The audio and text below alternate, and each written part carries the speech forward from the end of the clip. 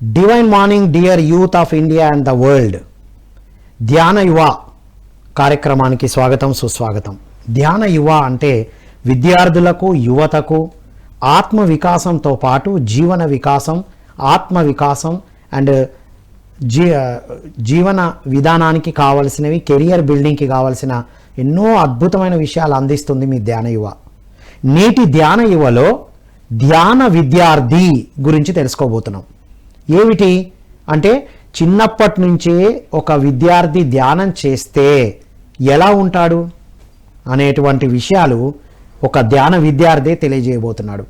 తన 3వ ఏట నుండి 3rd ఇయర్ కృష్ణ భగవానులాగా 3వ సంవత్సరం నుండే ధ్యాన సాధన ప్రారంభించి ప్రస్తుతం బీటెక్ 2nd ఇయర్ చదువుతున్న పిరమిడ్ యంగ్ మాస్టర్ సాయి వెంకట్తో మనం ఈ ధ్యాన విద్యార్థి విశేషాలు తెలుసుకుందాం. హాయ్ ధ్యాన విద్యార్థి సాయి వెంకట్. నమస్తే సార్. నమస్తే. నా పేరు సాయి వెంకట్. నేను బీటెక్ 2nd ఇయర్ చదువుతున్నాను. నేను 2005లో పుట్టాను. సో యాక్చువల్లీ మా పేరెంట్స్ 2006 నుంచి ధ్యాన పరిచయం అయ్యింది. సో ఆఫ్టర్ 2 ఇయర్స్ అంటే 2008 నుంచి నేను ధ్యానం చేయడం మొదలు పెట్టాను. 2008లో వాళ్ళు నీకన్నా ముందు నుంచి చేస్తున్నారు? నాకంటే ముందు నుంచి. నువ్వు 3 ఇయర్స్ ఉన్నప్పుడు సాధన? యా, అంటే ఆల్రెడీ నువ్వు పుట్టేటప్పటికే సాధన నడుస్తాం మీ వాళ్ళది? నడుస్తుంది. యాక్చువల్లీ నేను పుట్టినప్పటి నుంచి వెజిటేరియన్ అనమాట. నేను ఇంకా మా సిస్టర్ కూడా ఇద్దరం పుట్టినప్పటి నుంచి వెజిటేరియన్స్. అది ఒక మాకు ప్లస్ పాయింట్ మా లైఫ్ స్టైల్ కి. అవునా? యువతకి తినకపోతే బలం రాదంటారు, అది ఎట్లా plus point Sai Venkat? Actually vegetarian ఫుడ్లో అదొక మిత్ అనమాట. ప్రోటీన్స్ తక్కువ ఉంటాయి, అవి తక్కువ ఉంటాయి అని. కానీ బ్యాలెన్స్డ్ ఫుడ్ తీసుకోవడం ద్వారా ప్రతి ప్రోటీన్ అనేది ఏవైనా కూడా బ్యాలెన్స్డ్ డైట్లో వస్తాయి ఖచ్చితంగా. సో అది చిన్నప్పటి నుంచి ఫాలో అప్ చేస్తే దేర్ ఇస్ నో డెఫిషియన్సీ అని అంటారు. అంతేనా? ఇప్పుడు బీటెక్ 2nd ఇయర్ చదువుతున్నావు కదా, ఇప్పుడు నువ్వు వెజిటేరియన్వి, నీ నాన్ వెజిటేరియన్ ఫ్రెండ్స్ ఇద్దరికి తేడా ఉందా మరి? వాళ్ళలాగే ఫిట్ అండ్ ఫైన్గా ఉన్నావా? షూర్, పక్కా. ఎందుకంటే వాళ్ళు నాన్ వెజ్ తింటే ఖచ్చితంగా హెల్దీ ఉంటారు అనేది ఒక మిత్ లో బతుకుతుంటారు. సో మనం ఆ సర్కిల్లో నుంచి మనం బయటకు వచ్చినాం అనమాట. సో మనకి మేము చాలా మందికి ఫ్రెండ్స్ కి ఎక్స్ప్లెయిన్ చేస్తాను. సో వెజిటేరియన్ ఫుడ్ ఇది, దీంట్లో ఈ ప్రోటీన్స్ ఉంటాయి, దీంట్లో ఐరన్ ఉంటుంది అని, పలాన్ ఫుడ్ లో పలాన్ ఉంటుంది అని చాలా డిఫరెంట్ కైండ్ ఆఫ్ డిషెస్ ఉంటాయి మన వెజిటేరియన్ లో కూడా. సో అన్ని బ్యాలెన్స్ గా తింటే ఖచ్చితంగా నాన్ వెజ్ కంటే మన వెజిటేరియన్ లో హెల్దీ ఫుడ్ ఉంటుంది. వావ్. అంటే యువత, విద్యార్థులు అది తినడం వల్ల అసలు ఏంటి మైండ్కి, బాడీకి, చదువుకి ఏమైనా ఉపయోగమా శాకాహారంతో? ఖచ్చితంగా. యాక్చువల్గా నాన్ వెజ్ తినడం వల్ల మైండ్ మొద్దుబారిపోతుంది ఖచ్చితంగా. సో యాక్చువల్ ఏంటంటే ఇప్పుడు నాన్ వెజిటేరియన్ అనేది ఒక combination of all proteins and all అది అనమాట. కాదు సాయి వెంకట్, నువ్వు అసలు చిన్నప్పటి నుంచే నాన్ వెజ్ తినలేదు కదా? అది తింటే మొద్దుబారిపోతుంది, అది తింటే ఇలా అవుతుంది అని నీకెట్ట తెలుసు? అంటే మా ఫ్రెండ్స్ తో కంపారిజన్ చేసి చూస్తే. Okay right. ఎందుకంటే చిన్నప్పటి నుంచి, నువ్వు పుట్టినప్పటి నుంచి ఇంట్లో వెజిటేరియన్ నడుస్తుంది కదా? అవును, రైట్. అంటే వాళ్ళని చూస్తే తెలుస్తుంది. మా రిలేటివ్స్, మా కజిన్స్ కానీ వాళ్ళు చేస్తే మేము ఒకసారి ఒక 1 వీక్ 2 వీక్స్ టెస్ట్ పెట్టుకున్నాం అనమాట.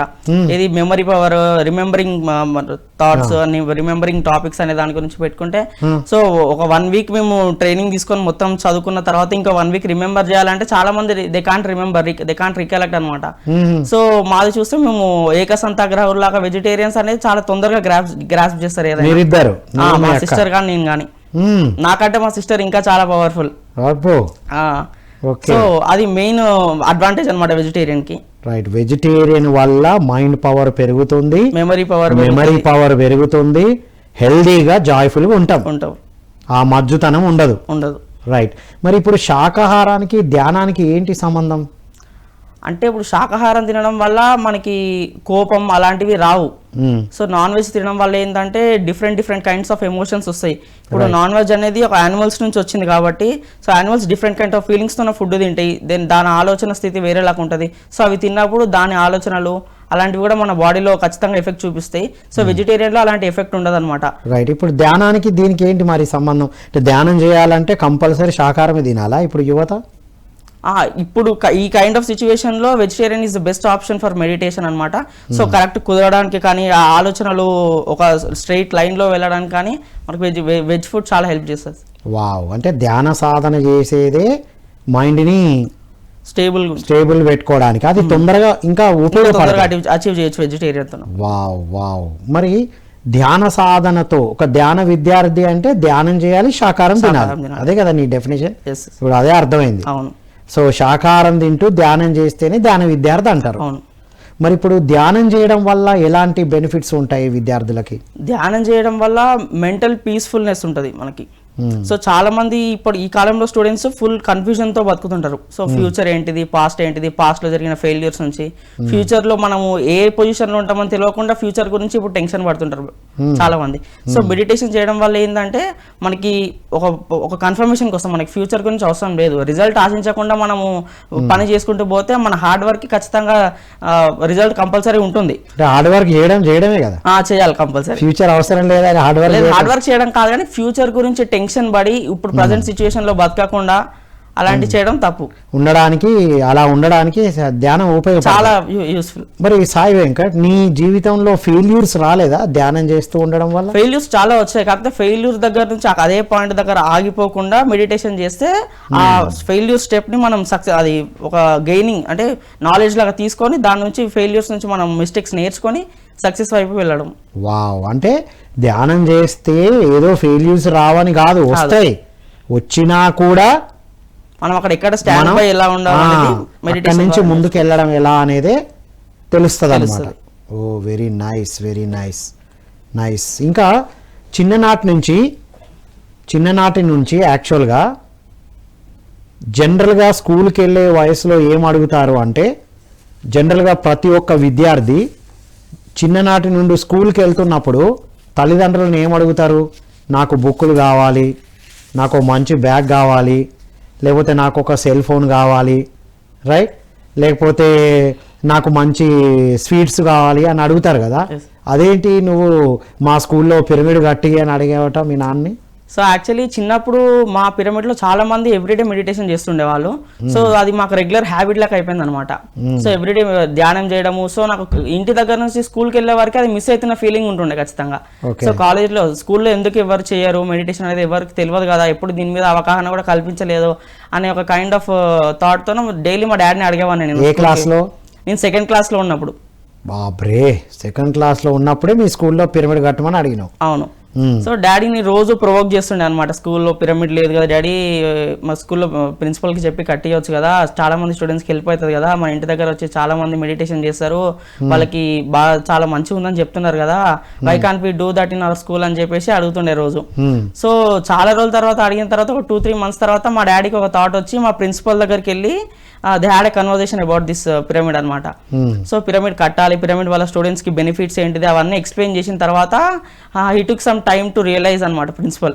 సో సమ్ డేస్ తర్వాత మనము ఇప్పుడు మ్యాగజిన్ ఉంది కదా మన మెడిటేషన్ PSSM మ్యాగజిన్, సో ధ్యాన జగత్ మ్యాగజిన్ ఇప్పుడు మా స్కూల్కి రాయించడం వల్ల ఎవ్రీ మంత్ మ్యాగజిన్ వెళ్ళడం వల్ల మా ప్రిన్సిపల్ చదువుతుండేవాడు దాన్ని చదివి హీ రియలైజ్ దట్ ఇది చాలా యూస్ఫుల్ స్టూడెంట్స్. కానీ ఒక 1 year తర్వాత పిరమిడ్ కట్టించారు మీ స్కూల్లో. మా school Siddhartha grammar high school అని బడంగపేటలో ఉంటుంది. ఫస్ట్ పిరమిడే నిర్మించినాను. అవును. బాబ్రే. కాదు సాయి వెంకట్, ఇంట్లో మనకు పిల్లలు అంటే ఎట్లుండాలనుకుంటారంటే ఇంట్లో చక్కగా టీవీ పెట్టుకొని లేకపోతే మంచి బొమ్మలతో ఆడుకుంటూ ఇలా గడపాలనుకుంటారు. నువ్వేంది చిన్నప్పటి నుండే పిరమిడ్కి వచ్చే వాళ్ళు ధ్యానం చేస్తూ ఉంటే ధ్యానం చేయమని అలా ఎందుకు అనిపించేది నీకు? సో అది మన ఇంట్లో కల్చర్ వల్ల తెలుస్తుంది, మన చుట్టుపక్కల సరౌండింగ్స్ ఎట్లా ఉన్నారు, మన పేరెంట్స్ ఎట్లా ఉన్నారు అనేది. నార్మల్ ఫ్యామిలీలో మెడిటేషన్ ఇవన్నీ ఉండకపోవడం వల్ల వాళ్ళు నార్మల్ ప్రాపంచికతలో పడి ఫోన్స్ అని టీవీస్ అని సొసైటీ అని చెప్పేసి అవే మొత్తం మాట్లాడుకుంటూ ఉంటారు. దాంతోపాటు పిల్లలు కూడా ఎఫెక్ట్ అవుతారు, వాళ్ళ మైండ్లో కూడా సేమ్ ఇవే ఆలోచనలు ఉంటాయి. కాకపోతే మా ఇంట్లో ఎట్లా అంటే చిన్నప్పటి నుంచి మా పేరెంట్స్ మెడిటేషన్లో ఉండడం వల్ల సో స్పిరిచువాలిటీ గురించి మాట్లాడడము, ధ్యానం చేయడము, వేరే వాళ్ళకి చెప్పిపోయడము, క్లాసులు చేయడం, ర్యాలీస్ చేయడం వల్ల మాకు కూడా మా సరౌండింగ్స్లో నుంచి అదే ఎన్విరాన్మెంట్లో పెరిగినందుకు మాకు కూడా అవే థాట్స్ అవే ఉన్నందుకు సో ఇవి చేస్తే బాగుంటుంది కదా స్కూల్లో అనే థాట్స్ ఎక్కువ వస్తుండే. మరి ఇప్పుడు లేటెస్ట్ గ్యాడ్జెట్స్, లేటెస్ట్ టెక్నాలజీ మరి యూజ్ చేయడం వద్దంటావా? కావాలి, యూజ్ చేయొద్దా? కంపల్సరీ యూజ్ చేయాలి, కానీ ఇన్ పాజిటివ్ వే. ఇప్పుడు దానికి అడిక్ట్ కాకుండా దాన్ని మనకు అవసరం ఉన్న వేలో వాడుకోవడమే మెడిటేషన్ ద్వారా వస్తుంది. రైట్, ఇది ultimate point.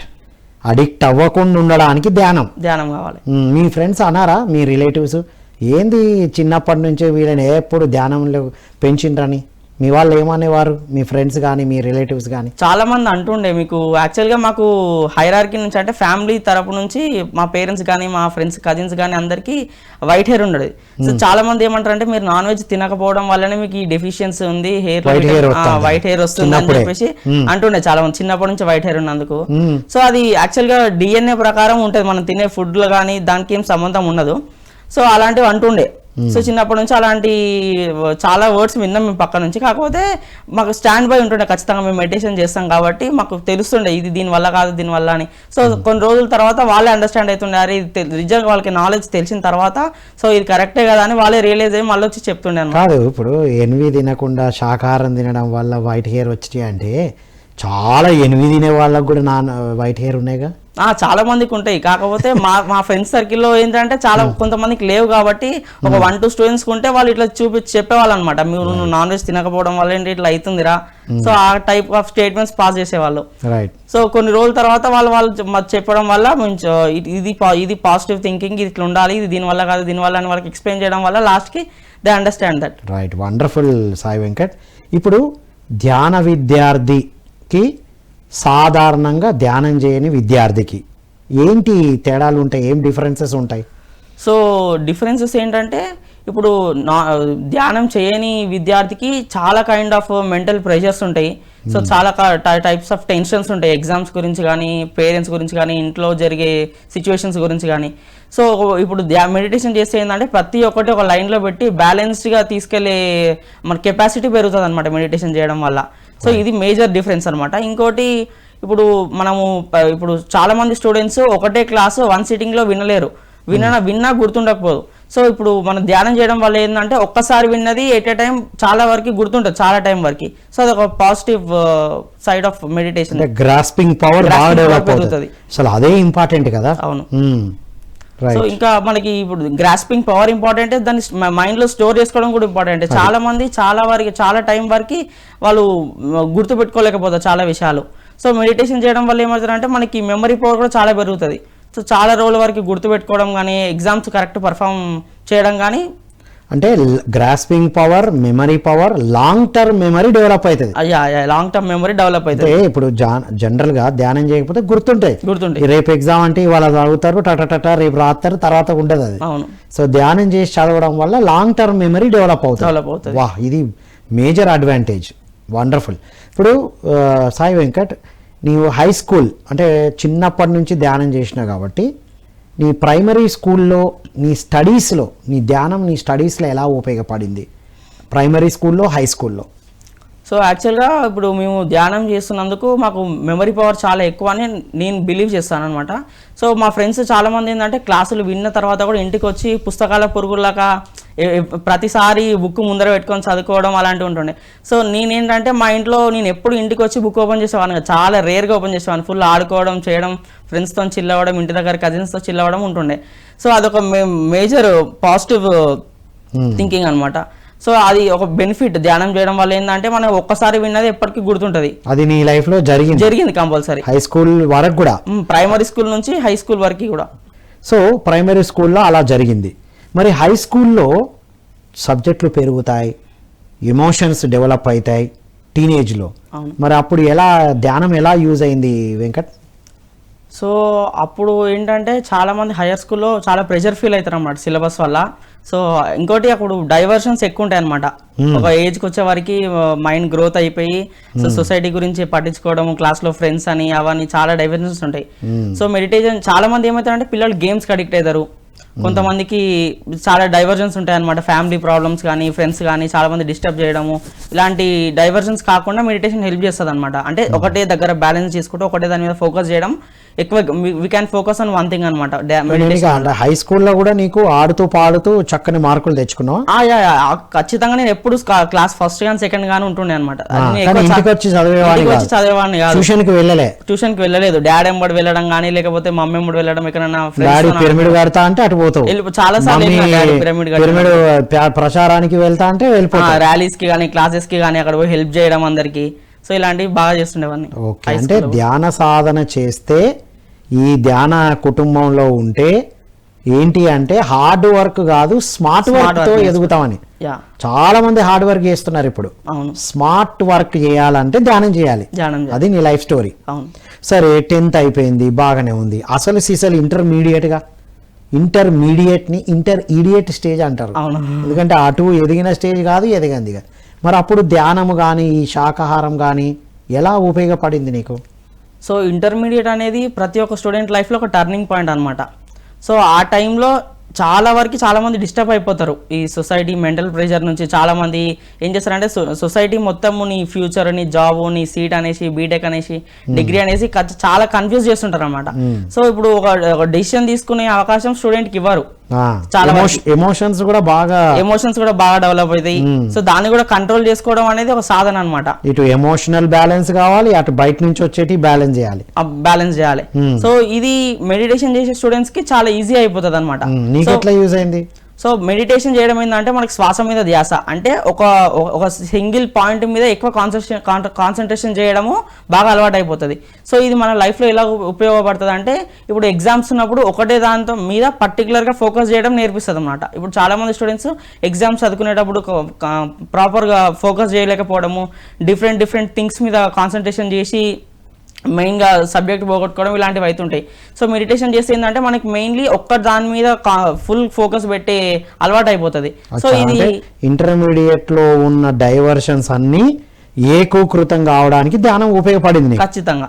So complete single pointed.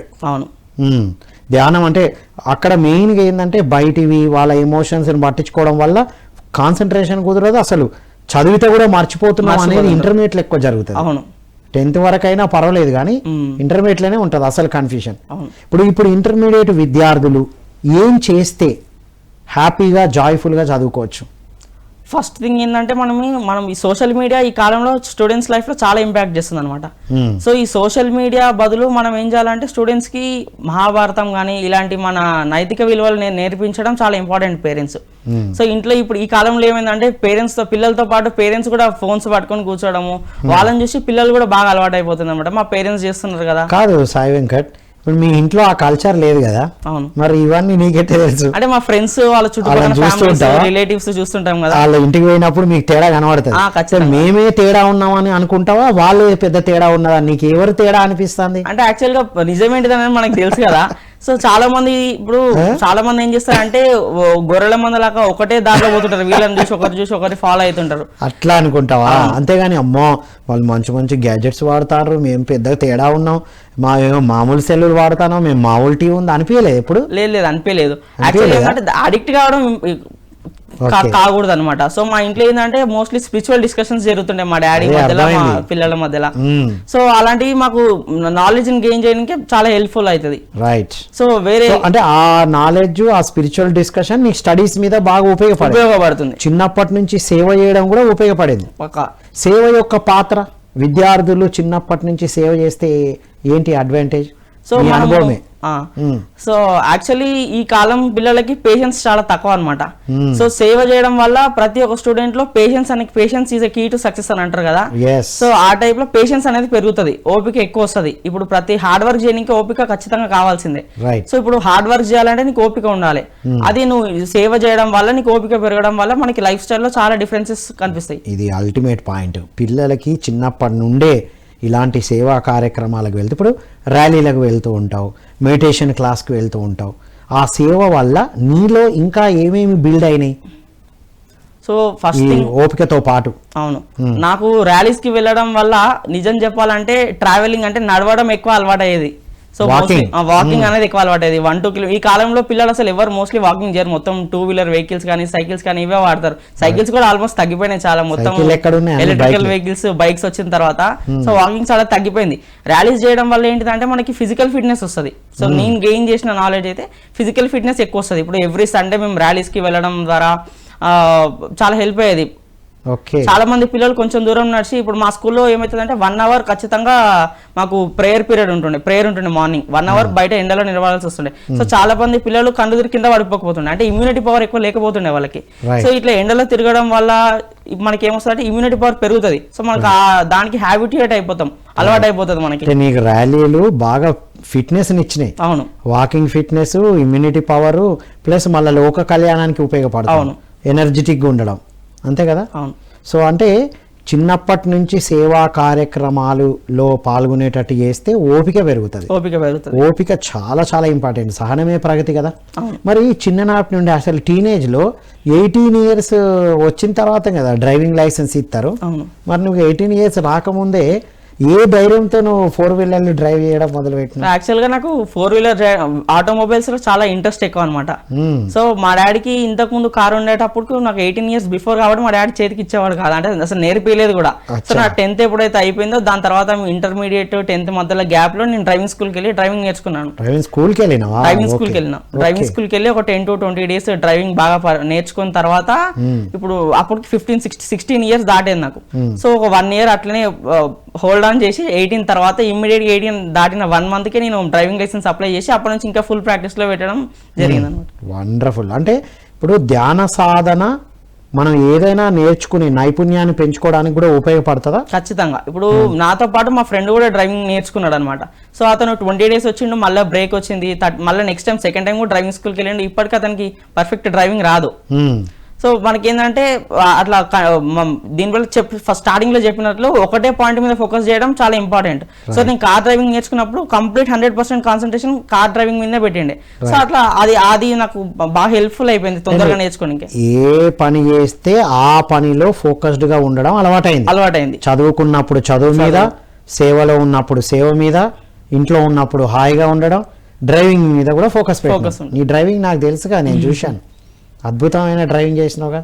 ఇంకోటి చాలా ఇంపార్టెంట్ థింగ్ నీలోంచి నేర్చుకోవాల్సింది, ప్రతి ఒక్కరూ డ్రైవింగ్ లైసెన్స్ ఉన్న వాళ్ళే బండి బయటికి తీయాలి. ధ్యాన విద్యార్థి పాటించాల్సిన మేజర్ కార్డినల్ ప్రిన్సిపల్ తెలుసుకున్నాం మనం. లైసెన్స్తోనే బయటికి వెళ్ళాలి, పర్ఫెక్ట్ ఉంటేనే వెళ్ళాలి. ఇది చాలా ఇంపార్టెంట్ పాయింట్ తన నుంచి తెలుసుకున్నాం. సో ధ్యాన సాధన చేస్తే ఎక్కడైనా దేంట్లోనైనా రాణిస్తాం, మల్టీ టాలెంట్.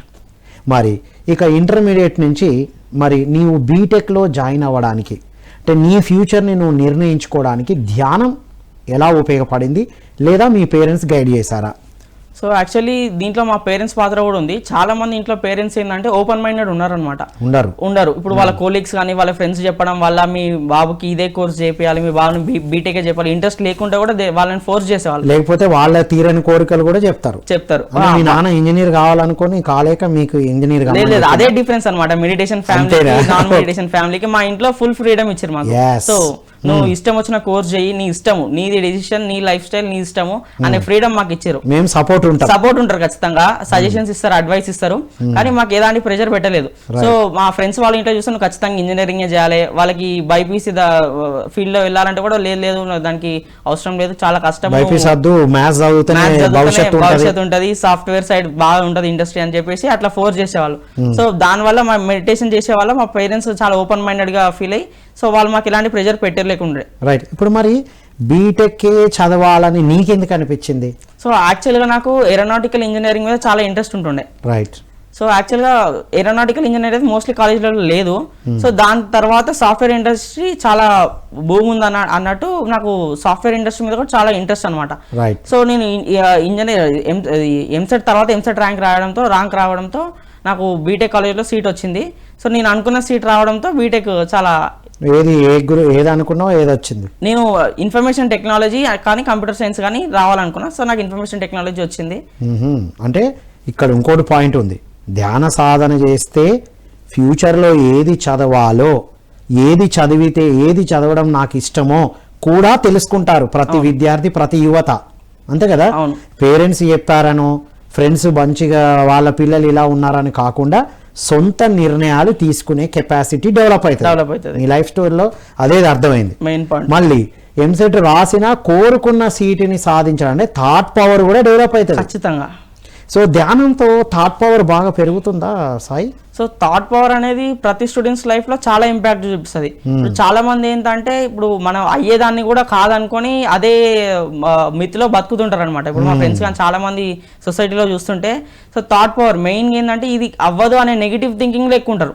సో చాలా ఇంపాక్ట్ చూపిస్తుంది అది ప్రతి హ్యూమన్ లైఫ్ లో అనమాట. అంటే కావాలని ఒకవైపు ఒక్కటి అనుకుంటారు, కాదేమో అంత సీన్ లేదేమో అని 10 సార్లు నేను చేయలేనేమో, నాకు నేను సక్సెస్ పొందగలుగుతానా లేదా అనేది ఫస్ట్ రిజల్ట్ గురించి ఆలోచిస్తారు. హార్డ్ వర్క్ అంటే ముందు, హార్డ్ వర్క్ చేయడం కంటే ముందు రిజల్ట్ గురించి ఆలోచిస్తారు. ఇప్పుడు నాకు సీట్ వస్తుంది, నీకు అట్లా అనిపించలేదు ఎప్పుడు? మరి లేదు, నేను హార్డ్ వర్క్ చేసుకుంటూ పోతుంటే ఖచ్చితంగా సక్సెస్ వస్తుంది ఖచ్చితంగా. ఇప్పుడు మనం డ్రైవింగ్ కంపల్సరీ నేర్చుకున్నాక డ్రైవింగ్ వస్తుందని మనకు కాన్ఫిడెన్స్ ఉంటుంది. అంతే కదా. డ్రైవింగ్ నేర్చుకోక ముందే నేను డ్రైవ్ చేయాలనేది ఉండదు. డ్రైవ్ చేయాలా, రోడ్డు మీద చేయాలా, ముందే ఉంటది. అంటే ఫ్యూచర్ గురించి, రిజల్ట్ గురించి పక్కన పెట్టి ప్రస్తుతం ఆ పని చేయడం మీద ఫోకస్ పెరుగుతుంది. వావ్, వెరీ నైస్ పాయింట్ ఇది. సో నీ ఓన్ డెసిషన్ తీసుకున్నావు, ఇంజనీరింగ్ చదవాలి, ఇన్ఫర్మేషన్ టెక్నాలజీ చేయాలి, రైట్ అనుకున్నట్టు సీట్ సంపాదించడం జరిగింది. మరి ఇంజనీరింగ్కి వెళ్తే ఎంతోమంది టాపర్స్ ఉంటారు, ఎంతో డిస్టర్బ్ చేసే కంపెనీ ఉంటారు, సపోర్ట్ చేసే కంపెనీ తక్కువ ఉంటారు. మరి నువ్వు ఒక ధ్యానిగా, ఒక వెజిటేరియన్గా, మరి అక్కడ ఫ్రెషర్ పార్టీ, వెల్కమ్ పార్టీ అని బీభత్సమైన పార్టీలు ఉంటాయి కదా, మరి అవన్నీ నువ్వు ఎట్లా అడాప్ట్ చేసుకున్నావు, నువ్వు ఎలా బేర్ చేయగలుగుతున్నావు? సో మనకి 10th ఇంటర్మీడియట్ ఒక లైఫ్ స్టైల్ అయితే బీటెక్ నుంచి కంప్లీట్ గా చేంజ్ అయిపోతుంది ప్రతిదీ. సో మనం రియాలిటీలో బతకడం నేర్చుకోవడం, అప్పుడు సొసైటీ ఏంటి, రియల్ ప్రెషర్ ఏంటిది, బాధ్యతలు ఏంటి అనేది బీటెక్ నుంచి తెలుస్తుంది అనమాట. సో అప్పుడు ఏమవుతుందంటే ఇప్పుడు ప్రెషర్ చాలా ఎక్కువ బిల్డ్ అయిపోతుంది ప్రతి స్టూడెంట్ మీద. చాలా మంది ఏమంటారు అంటే ఇప్పుడు సాఫ్ట్వేర్ జాబ్, ఆర్టిఫిషియల్ ఇంటెలిజెన్స్ వచ్చింది, సాఫ్ట్వేర్ జాబ్స్ అన్నీ పోతున్నాయి, ఇప్పుడు ఫ్యూచర్ లేదు ప్రోగ్రామింగ్కి కానీ దేనికి కానీ. సో ఇప్పుడు మేజర్ థింగ్ ఏంటంటే ఇప్పుడు పోయే దాని గురించి ఆలోచించకుండా నెక్స్ట్ ఏంటి డెవలప్ అయ్యే దాని మీద కాన్సన్ట్రేషన్ చేయడము బీటెక్ లో ఇంపార్టెంట్. సో ఇప్పుడు జరుగుతున్న ప్రజెంట్ సిచ్యువేషన్ ఏంటంటే ఇప్పుడు ఆర్టిఫిషియల్ ఇంటెలిజెన్స్ బాగా డెవలప్మెంట్ కి వచ్చింది. సో చాలా మంది ఏం చెప్తున్నారు అంటే జాబ్స్ పోతున్నాయి, స్కిల్డ్ పర్సన్స్ కూడా జాబ్స్ దే ఆర్ లూజింగ్ అని చెప్తున్నారు. సో అదేంటంటే చాలా మంది చదివే పిల్లలలో కూడా ఇంట్రెస్ట్ తగ్గిపోతుంది. అరే లేదు కదా, ఇప్పుడు నేను కంప్యూటర్ సైన్స్ లో నేను జాయిన్ అయిపోయినా కదా, ఇప్పుడు ఈ కోర్సులు చేసడం వల్ల లాభం లేదు ఫ్యూచర్ లో కూడా అనే మైండ్ సెట్ కి వెళ్ళిపోతున్నారు చాలా మంది, అదే డిప్రెషన్ కి వెళ్ళిపోతున్నారు. సో అది కాకుండా ఇప్పుడు ఆర్టిఫిషియల్ ఇంటెలిజెన్స్ కూడా ఎట్లా మేనేజ్ చేయాలనేది ఉంది. ఇప్పుడు ప్రాంప్ట్ ఇంజనీరింగ్ అని ఉంటుంది. సో అది నేర్చుకుంటే మనకి ఏంటంటే ఆర్టిఫిషియల్ ఇంటెలిజెన్స్ ని ఎట్లా కంట్రోల్ చేయాలనేది మనకు తెలుస్తుంది అనమాట. మళ్ళీ దానికి బేస్ ఈ కంప్యూటర్ సైన్సే కదా, కంప్యూటర్ సైన్స్ దానికి ఇన్ఫర్మేషన్ కదా. అవును, ఈ బేస్ తోనే కదా మళ్ళీ ఏఐ లో కూడా మనం ఎదగచ్చు. అవును, ఏ డెవలప్ చేసిందే ప్రోగ్రామ్స్ తో, ఇదే డెవలప్మెంట్ నుంచి, ఇదే బేస్ నుంచి దాన్ని బిల్డ్ చేశారు అనమాట. అంటే ఇప్పుడు కంప్యూటర్ సైన్స్, ఇన్ఫర్మేషన్ టెక్నాలజీ చదివే విద్యార్థులు ఫ్యూచర్ లో ఏమైతుందో అని భయపడకుండా దాన్ని కూడా నేర్చుకునేటువంటి స్కిల్ డెవలప్ నేర్చుకోవాలి. సో అలాంటి నెగటివిటీకి, భయానికి పోతున్నారు విద్యార్థులు. ఓకే, అలా నీకు అనిపిస్తుంది అలా కూడా డెవలప్ అవ్వచ్చు కంపల్సరీ. ఇప్పుడు మనకి బ్యాక్ టు బ్యాక్ హిస్టరీ చూసుకుంటే ఒకప్పుడు మొత్తం మ్యాన్ పవర్ ఉండేది, సో మిషన్స్ లేనప్పుడు. సో మిషన్స్ వచ్చినప్పుడు ఏమనుకున్నారంటే ఇప్పుడు 10 మెంబర్స్ చేసే హార్డ్ వర్క్ ఒక మిషన్ రిప్లేస్ చేస్తుండే.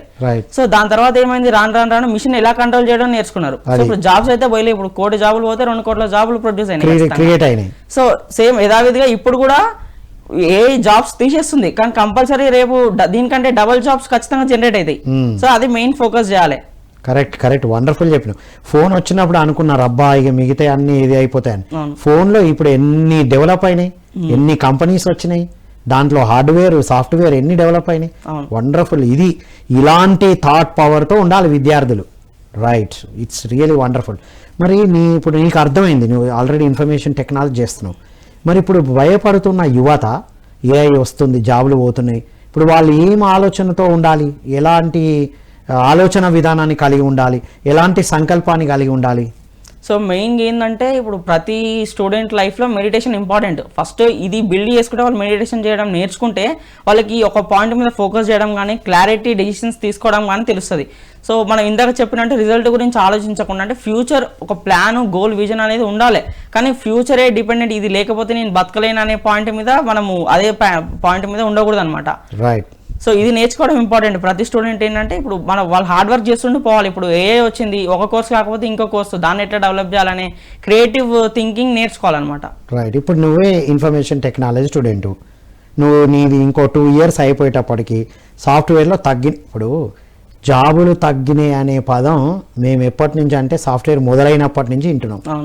ఇప్పటిదాకా తగ్గింది లేదు, జాబులు పోయింది లేదు కదా, చేసేవాళ్ళు చేస్తూనే ఉన్నారు, రైట్, అదైతే జరుగుతుంది. ఇప్పుడు నీ అంచనా ప్రకారంగా రైట్ ఫ్యూచర్ టెక్నాలజీ ఎలా ఉండబోతుంది సాయి? సో ఫ్యూచర్ టెక్నాలజీ ఇంతకు ముందు మన ఇండియన్ లైఫ్ స్టైల్ ఎలా ఉండదంటే పేరెంట్స్ అందరూ నువ్వు జాబ్ చేయాలనే మైండ్ సెట్ తోనే ఉంటుండే కంపల్సరీ. ప్రతి స్టూడెంట్ ని ప్రతి అబ్బాయిని ఎలా పెంచుతుండే అంటే చిన్నప్పటి నుంచి స్టూడెంట్స్ ని అదే మైండ్ సెట్ తో పెంచుతుండే, నువ్వు జాబ్ చేయాలి. ఇంకా బీటెక్ వచ్చిన తర్వాత ఏమవుతుంది అంటే నీకు ఇంత ప్యాకేజ్ రావాలి, ఇంత ప్యాకేజ్ రావాలి, నీతో ఫ్యామిలీని ఇట్లా పోషించాలి, అట్లా పోషించాలి. ఇది కాకుండా మనకి డిఫరెంట్ టైప్ అంటే ఒకటే విధంగా అందరు థింక్ చేసేటట్టు కాకుండా కొంచెం డిఫరెంట్ గా థింక్ చేయడం కూడా నేర్పించాలి. సో మెంటల్ ఎబిలిటీ ఏంటంటే ఇప్పుడు చాలా మంది బిజినెస్ వైపు వెళ్ళకపోతుంది. ఇంతకు ముందు పేరెంట్స్ కూడా ఏమంటుండే లాస్లు ఉంటాయి, రిస్క్ ఎక్కువ ఉంటుంది, సో క్యాపిటల్ ఉండకపోవడం వల్ల ఇలాంటి థాట్స్ ఉండేటివి. సో అది స్టెప్ బ్యాక్ తీసుకునే వాళ్ళు చాలా మంది. ఈ కాలంలో ఏమైతుందంటే ఈ పిల్లలు బిజినెస్ వైపు ఎక్కువ దే ఆర్ షోయింగ్ ఇంట్రెస్ట్ అనమాట, స్టార్ట్అప్స్ కానీ ఎంటర్ప్రినర్షిప్ కానీ కదా. ఇంతకు ముందు ఎంప్లాయ్మెంట్ ఉండడానికి ఇష్టపడేవారు, ఇప్పుడు యువత ఎంటర్ప్రైనర్ అవ్వడానికి ఇష్టపడుతున్నారు, ప్రొవైడ్ చేస్తున్నారు. అదే ఆ సిచ్యువేషన్ కి వస్తున్నారు ఇప్పుడు. సో అవేర్నెస్ బాగా పెరిగింది ఇండియాలో కూడా. సో అదే ఇప్పుడు భయపడకూడదు, జాబ్ రాదు అనే టెన్షన్ నుంచి మనమే 10 మందికి జాబ్ ఇవ్వాలి అనే మైండ్ సెట్ కి చేంజ్ కావాలి. వావ్, ఇంత యువత ఇలా ఆలోచించాలని చెప్పే సాయి వెంకట్, నీ ఫ్యూచర్ ప్లాన్ ఏంటి? సో నా ఫ్యూచర్ ప్లాన్ ఏంటంటే నాకు యాక్చువల్గా జాబ్ తెచ్చుకోవడం కంటే 10 మందికి జాబ్ ఇవ్వడం ఇంపార్టెంట్. సో నాకైతే యాక్చువల్గా నాకు ఒక స్టార్ట్అప్ కంపెనీ స్టార్ట్ చేయాలని గోల్ ఉంది అనమాట. So currently I'm working on that అనమాట. ఇప్పుడు మనకి అవును. అయితే ఇప్పుడు ఏమైందంటే మనకి ఇప్పుడు ఒక క్రియేటివ్ ఐడియా రావాలంటే ఫస్ట్ దేని గురించి ఐడియా చేయాలి. ఇప్పుడు నీకు ట్రాన్స్పోర్ట్ గురించి నువ్వు ఆలోచించాలంటే ఫస్ట్ దానికి ఏం చేయాలి, నువ్వు ప్రాబ్లం కనుక్కోవాలి. ఇప్పుడు నడుస్తున్నారు, చాలా దూరం ట్రావెల్ చేయలేరు, సో ఒక బస్ టెక్నాలజీ కనిపెడితే వాళ్ళు ఈజీగా ట్రావెల్ చేస్తారు. సో మనకి ఫస్ట్ ఒక ఐడియా రావాలంటే దాని ప్రాబ్లం నుంచి రావాలి. ఫస్ట్ నువ్వు సొసైటీలో ఏంటి ప్రాబ్లం సాల్వ్ చేయాలనుకుంటాను, సో ప్రాబ్లం ఫైండ్ చేయాలి ఫస్ట్. ఐడియా చాలా మంది ఏం చేస్తారు అంటే బిజినెస్ చేద్దాం అనే టైప్ కూడా ఆలోచిస్తుంటారు, ఏ ఐడియా చేయాలి, డబ్బుల కోసం అని చేస్తారు. డబ్బుల కోసం ఉన్న ప్రాబ్లమ్స్ ఏంటివి, ఏ ప్రాబ్లం కి నేను సొల్యూషన్ కనిపెడతాను అంటే అక్కడ మనం ఎంటర్ప్రీనర్ గా ఎదుగుతాం. అవును, చాలా వండర్ఫుల్ సాయి వెంకట్. నీ ఆలోచన విధానం అసలు చిన్నప్పటి నుంచి ధ్యానం చేస్తే ఇంత మెచ్యూర్డ్గా ఉంటారని నేను ఫస్ట్ టైం నేను చూస్తున్నాను.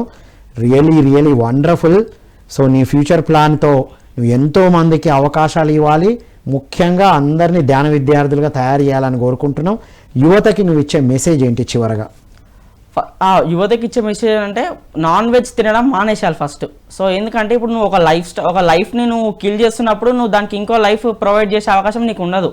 సో వెజ్ తినడం వల్ల ఏంటంటే ఇప్పుడు ఒకటే కంప్లీట్గా వచ్చే ప్రోటీన్స్ నీకు డిఫరెంట్గా రావచ్చు, కాకపోతే మన లైఫ్ స్టైల్ చేంజ్ అవుతుంది ఖచ్చితంగా. సో ఆ థాట్స్ అది మనం మంచిగా థింక్ చేయడం కానీ ఇప్పుడు షార్ప్నెస్ కానీ పెరుగుతుంది ఖచ్చితంగా మైండ్లో. సో ఇప్పుడు పిల్లలకి ఏంటంటే మెడిటేషన్ చేయడం వల్ల మెయిన్గా ఒక పాయింట్ మీద ఫోకస్ చేయడం వస్తుంది. సో సోషల్ మీడియా అడిక్ట్ చాలా ఇంపాక్ట్ చూపిస్తుంది ఈ కాలంలో. సో మనం ఒక ఫోన్ ఎలా కంట్రోల్ చేయాలి, మనల్ని ఫోన్ కంట్రోల్లో పెడుతుంది ఈ కాలంలో. సో దాన్ని కంట్రోల్ చేసే పొజిషన్కి మనం మెడిటేషన్ చేస్తే వస్తాం అనమాట. వాహ్, ఇది super message. Thank you so much Sai Venkat. Thank you sir. So ఇదండి ఈనాటి ధ్యాన యువలో ధ్యాన విద్యార్థి ఎలా ఉండాలో ఎలా ఉన్నారో చూసాం కదా. సాయి వెంకట్ లైఫ్ మొత్తం శాకాహారము, వెజిటేరియను, సేవా కార్యక్రమాలు. ఇప్పుడు కూడా వాళ్ళ ఫ్యామిలీ మొత్తం ప్రతి సండే, జనరల్గా సండే ఏం చేస్తామండి మనం అందరం, సినిమాలు చూడాలనుకుంటాం, టీవీల్లో చూస్తాం, కానీ వాళ్ళు ఫ్యామిలీ ఎప్పుడు ప్రచారానికి వెళ్తూనే ఉంటారు. వారి అమ్మగారు ఎక్కడ ప్రోగ్రాం ఉంటే అక్కడ సహాయం చేయడానికి, చక్కని ధ్యాన వంటకాలు చేయడానికి వెళ్తారు. వాళ్ళ నాన్న ఎప్పుడు పిరమిడ్లు నిర్మించడానికి వెళ్తూ ఉంటారు. వీరిద్దరూ ఎప్పుడు ఏం క్రియేట్ చేద్దామా అని ఆలోచిస్తూ వారు కూడా సేవలో హెల్ప్ చేస్తూ ఉంటారు. ఇద్దరు కూడా ఇంట్లో ఒక్కరు ఉండి కూడా వాళ్ళ వర్క్ చేసుకుంటారు. వీళ్ళని నేను చూశాను దగ్గరగా. టీవీ చూస్తూ కానీ మొబైల్ వాడతారు, అడిక్షన్ లేదు. కాబట్టి my dear students and youth of India and the world, ఈ రోజు నుంచి వారు సాయి వెంకట్ చెప్పినట్టు శాకాహారిగా ఉంటూ ధ్యాన సాధన చేస్తే మీకు కావలసిన అన్నీ మీ దగ్గర ఉన్నాయో మీరు తెలుసుకుంటారు, ఫుల్ క్లారిటీతో ఉంటారు. మీ ఫ్యూచర్ పట్ల ఎంత క్లారిటీ ఉంటుందో తన లైఫ్ జర్నీ ద్వారా తెలుసుకున్నాం. కాబట్టి మై డియర్ యూత్, మీరందరూ కూడా ధ్యానం చేస్తూ శాకాహారిగా ఉంటూ హ్యాపీగా హాయిగా ఉండాలని కోరుకుంటూ ఈ ధ్యాన యువ కార్యక్రమాలన్నీ చూస్తూ DVM గ్లోబల్ యూట్యూబ్ ఛానల్ని సబ్స్క్రైబ్ చేయాలని కోరుకుంటూ మరో కార్యక్రమంలో మళ్ళీ కలుద్దాం. అంతవరకు సెలవు. Thank you all.